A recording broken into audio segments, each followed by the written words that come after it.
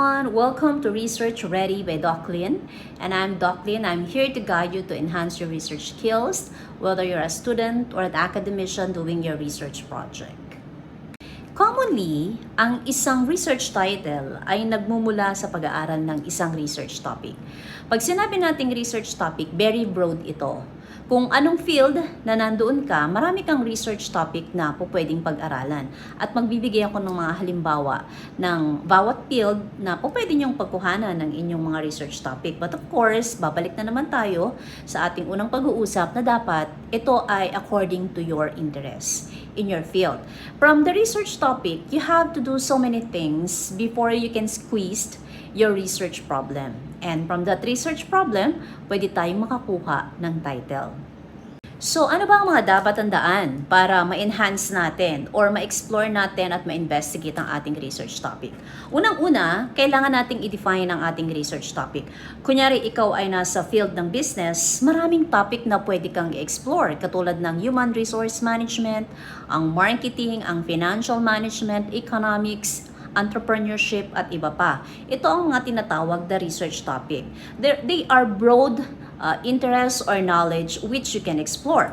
So halimbawa naman ikaw ay nasa field ng education, maaaring ang pag-aralan mo is yung remote learning or yung mga experiences ng teacher during the class discussion or inside the classroom at marami pang iba.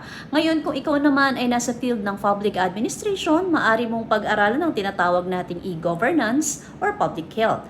Kung ikaw ay isang senior high school students, maaari mong pag-aralan din ang mga nangyayari sa loob ng classroom or yung mga bagay or aspeto na nakakaapekto para maging maayos or maging magaling ang isang estudyante.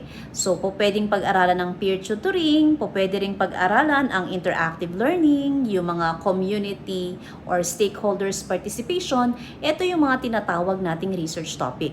Na kung isa-isahin natin sila, malalaman natin na napaka-broad nila. So, kung sila ay broad, kailangan natin gawing specific etong mga research topic na ito.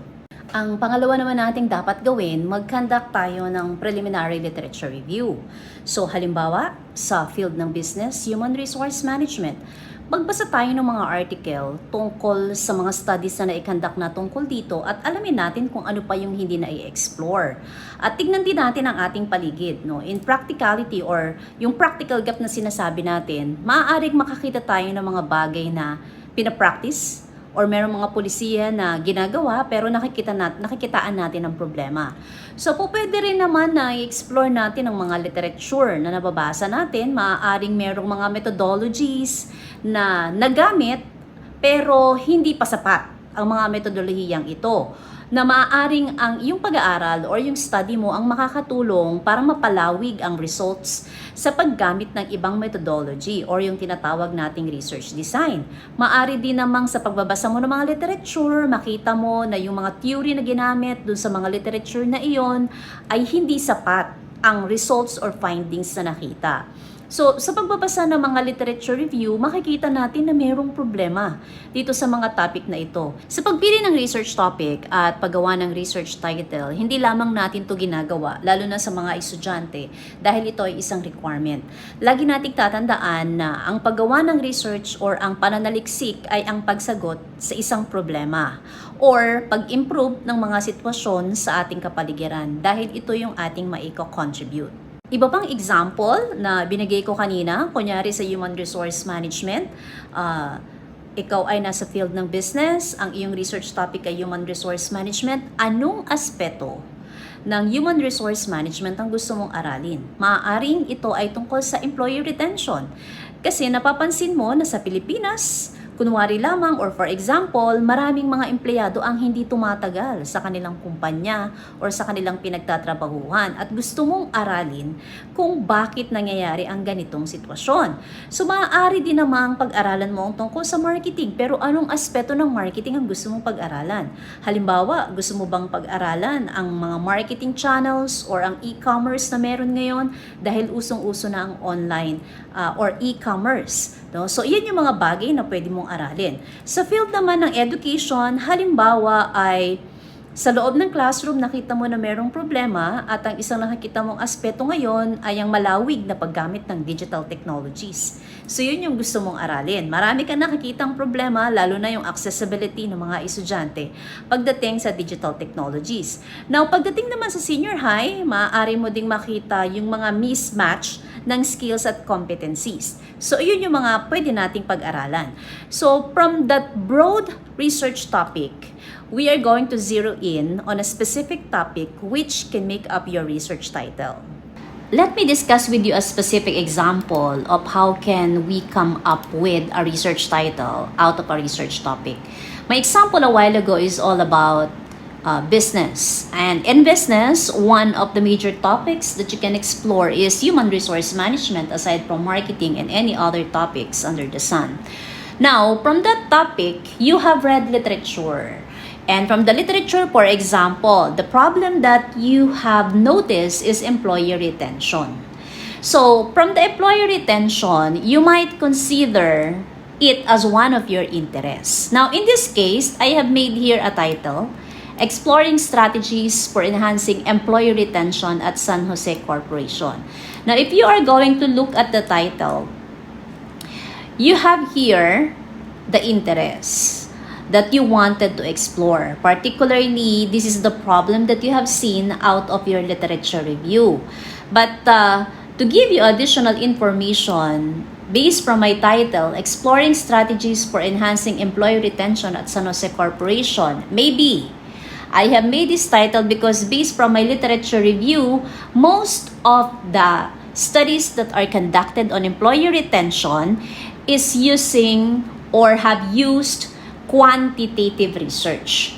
Now, on my end, as a researcher, I wanted to try another design. And that design is a qualitative. Now, what makes my research title qualitative? You can use the word exploring. If you have seen titles of research using the word explore, understand, determine, examine, commonly they are qualitative research. Okay, with this one naman, I will give you another example, but still very specific in the field of business. So kanina, sabi ko, base sa aking mga pag-aaral at pagbabasa, kadalasan na kinakandak na study sa employee retention na naging interesado akong aralin ay quantitative ang ginagamit. So ako naman, ang ginawa ko ay quali.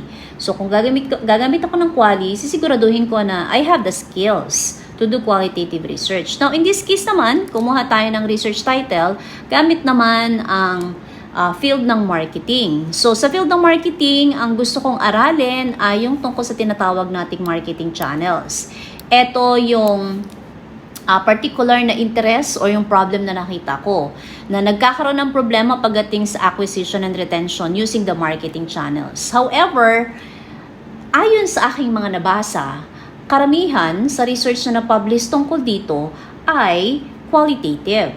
Now, ang gagamitin ko naman ngayon ay quantitative. No? So, from the term quantifying, this is obviously a quantitative research.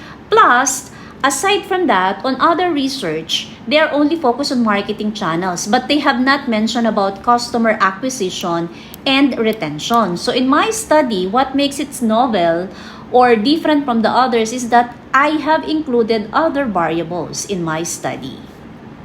Ang susunod ay kailangan nating i-ensure yung relevance at significance ng ating research title or yung topic na pinanggalingan.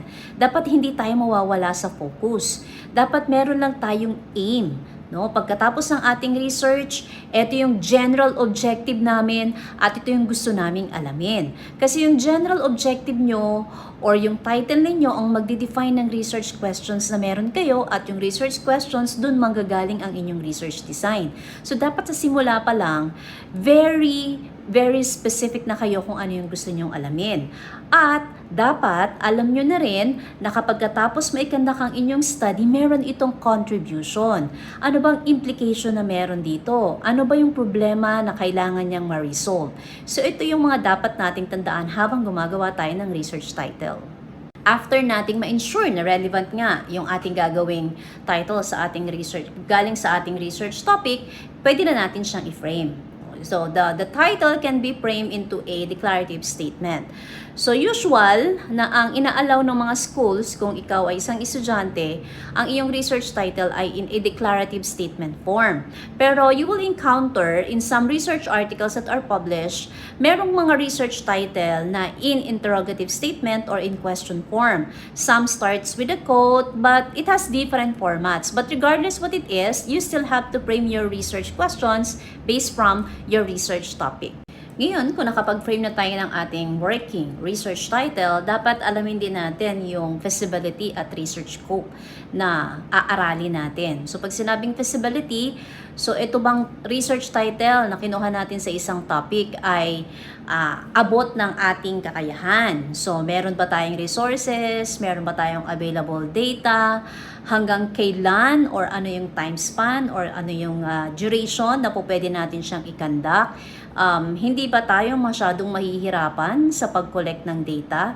Ang atin bang kaalaman ay sapat? At ang tulong ba ng ating research advisor ay magiging sapat para matapos natin ang ating research project? Now, yung scope, kailangan din natin siyang i-consider kasi lalo na sa mga estudyante, meron kayong budget, no? Sometimes you might encounter financial constraints. So kapag masyadong malaki yung number of respondents mo, maaari siyang maging problema.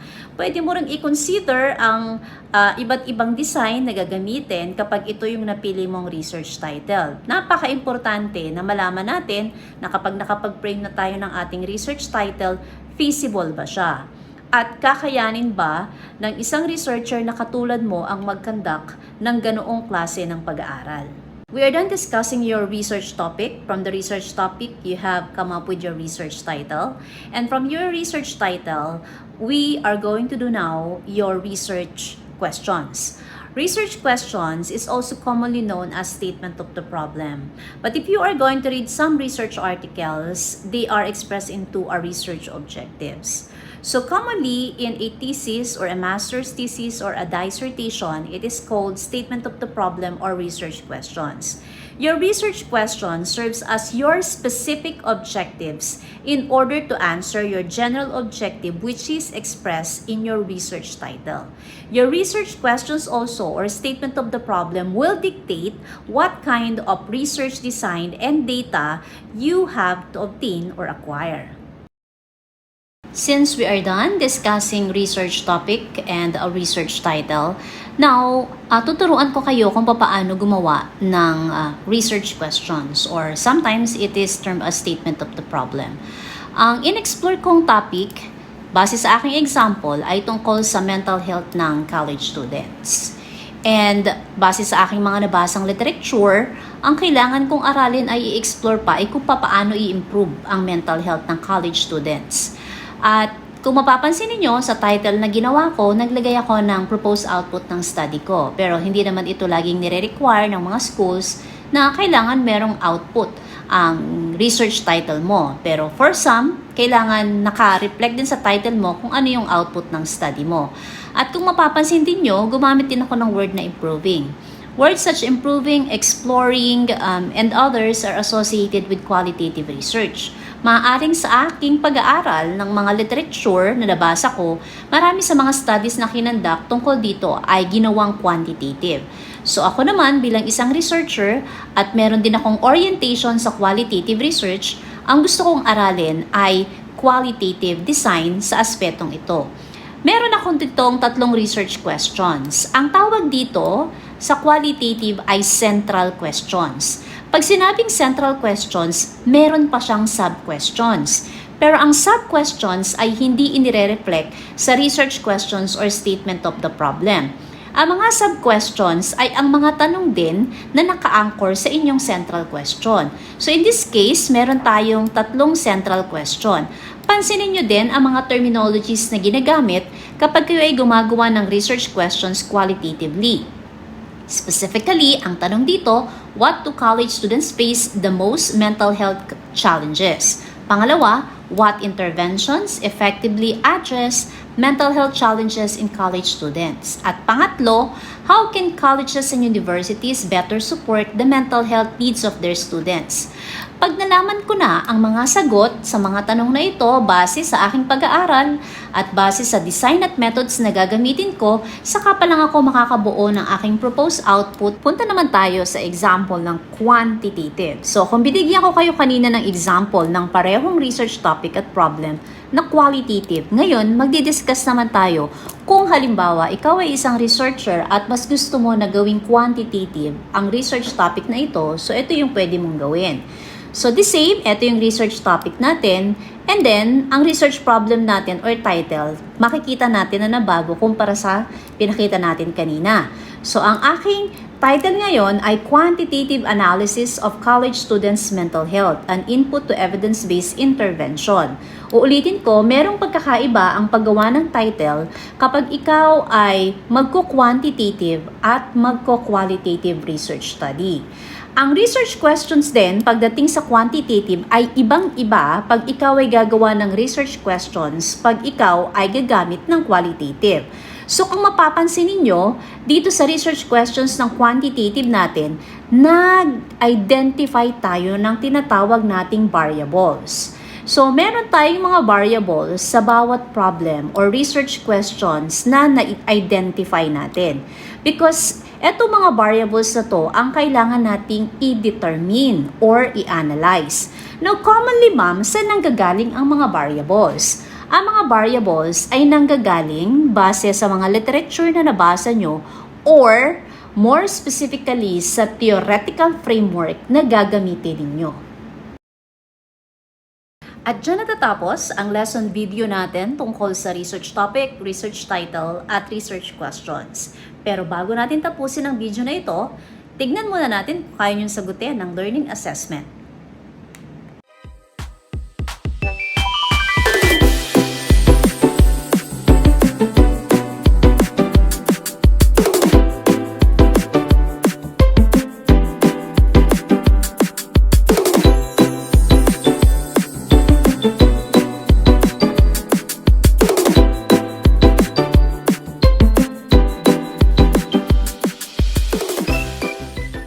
Kung nagustuhan nyo ang video na to, please like, share, and subscribe para updated ka sa latest lesson videos ng ating YouTube channel. Always remember, we unlock insights to empower your minds. Thanks for watching!